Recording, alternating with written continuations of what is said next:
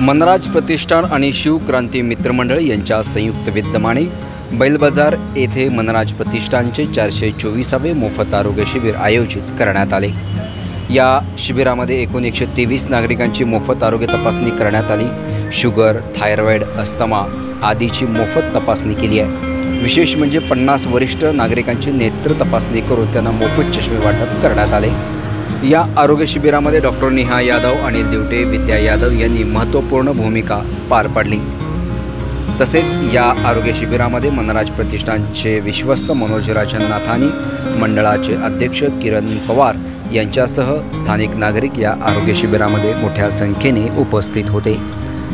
यासारख्या अन्य बातम्या बघण्यासाठी तुम्ही आमच्या चॅनलला लाईक करा, शेअर करा, सबस्क्राईब करा। धन्यवाद।